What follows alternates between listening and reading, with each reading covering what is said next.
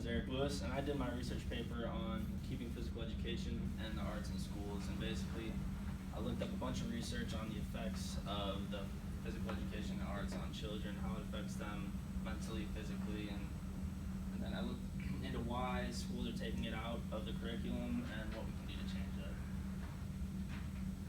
So the problem is, schools are getting rid of physical education and arts in the curriculum, like I said.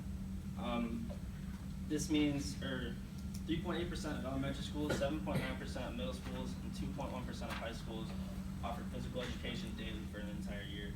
This means that on average, about 5% of schools offer physical education every single day of the week. And this was kind of appalling to me that it's just because it's offered doesn't mean that every student actually took the physical education, which means that not everyone is being active because they could go home at the end of the day and sit there and do nothing, so they're not getting the opportunities they need to be active during the school day.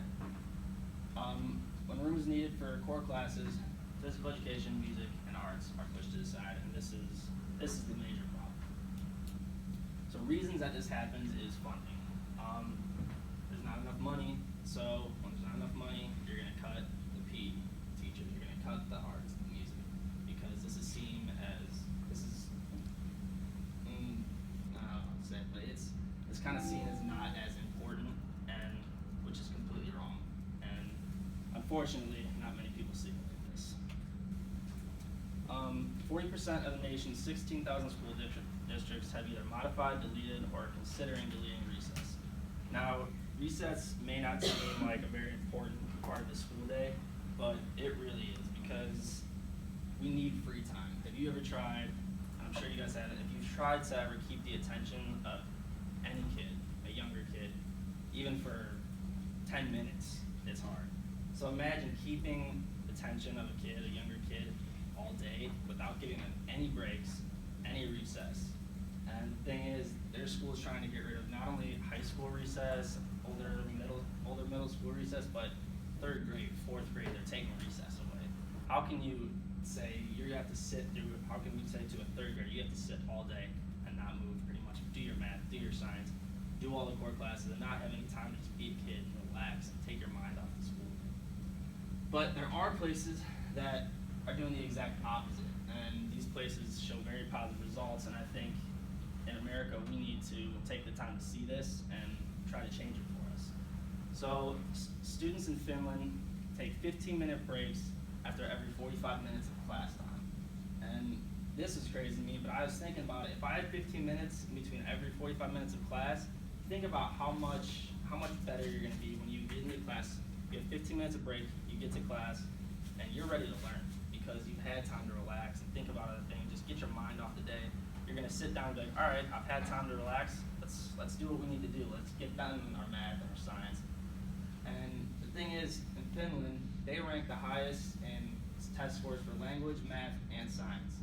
So obviously this works. It's not like just because they're taking a couple minutes off each class to give them some breaks, it's not like that's taking out of their day. They're still learning just as much and probably getting more out of it. So the effects are exercise and the arts, two of the most effective ways to improve your mental health. Exercise has a positive effect on depression, anxiety, ADHD, and more. And I know for a fact that exercise and the arts, they relieve stress, improve memory, and it's gonna help you sleep better.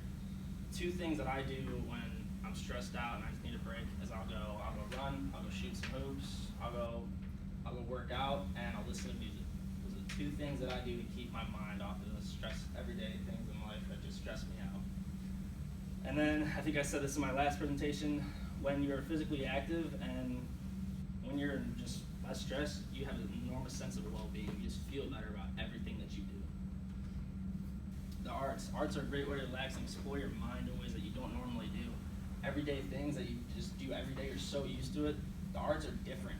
Like she said, it can get messy. The arts get messy, but that's good. It's good to experience that.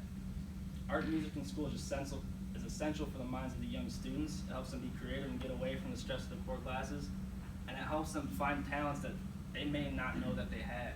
And if they don't have music class or art class, they may never get a chance to experiment with art or music or play an instrument. So if they're doing this in the school day, Who knows? You could have the most talented musician in your class, and if they never get a chance to participate and show that, you may never know that, and that's just wrong to me. It's appalling. So why is this all happening? Why are they doing this? Why are they taking these poor classes out, and why are they taking the arts out? What, like, if you know that you've heard on the news tons of times that child obesity is at all-time high, as it says right here in this article. You hear on the news all the time, kids are fat today. They're not eating right, and it's true. It's sad, but it's true.